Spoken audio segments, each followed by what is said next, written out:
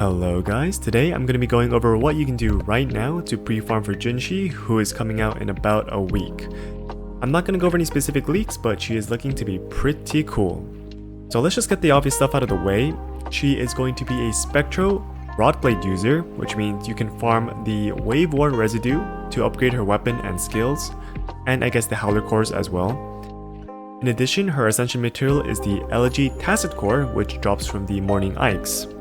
The plant and the weekly boss materials are coming out with her in 1.1, so we can't pre-farm those. So being a Broadblade user, of course, her best weapon is going to be her signature, Ages of Harvest, followed by GN's signature weapon, and Lustrous Razor. The Battle Pass weapon, Autumn Trace, is actually really good too, especially if you plan on getting it to R5 eventually, but of course, that will take at least 5 patches and money. Let's move on to Echoes, because that is the actual main thing you can do to prepare for Jinhsi.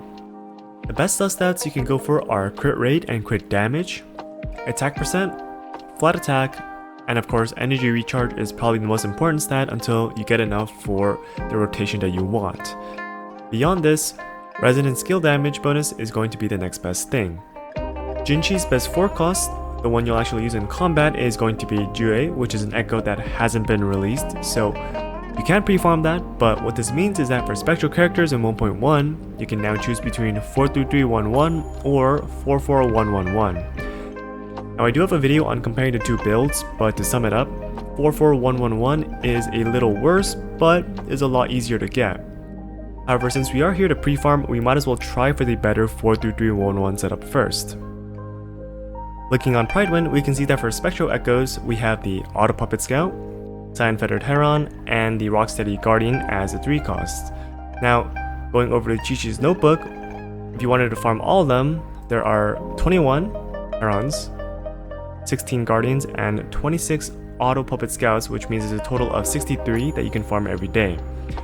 Now, because you get a 3 cost at least once every 5 mobs, that means on average, you'll get at least 12 Echoes, of which about 10 of them will be gold. And of those 10, half will be part of the Spectral set, and since 3 cost Echoes have 10 possible different main stats, assuming that the odds of getting each main stat is equal, you can expect to get about 1 Spectral damage 3 cost every 2 days. Now, you can increase those odds by taking advantage of the Echo Pity system, which I'm not going to explain here, but you can manipulate the RNG to get more Echoes that way. And also, if you have friends, you can join their world and get more 3 costs that way. However, understandably, 3 costs are a pain to get, so if you want to avoid them entirely, then you can go the 44111 route.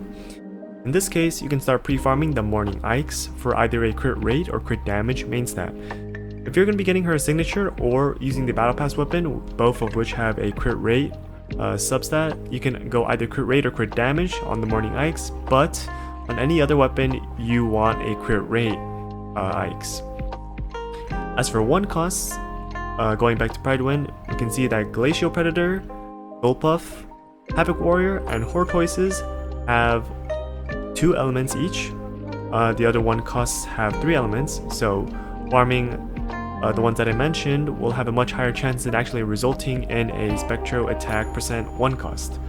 Personally though, I haven't had a reason to farm these specifically, just because I end up getting enough 1 costs by just playing the game. And yeah, that's gonna be it for this video. I've personally been working on Jinhsi's Echoes for the past week or so, and still got some work to do, but we still have a couple more days until she comes out. So yeah, I'll see you guys in the next one.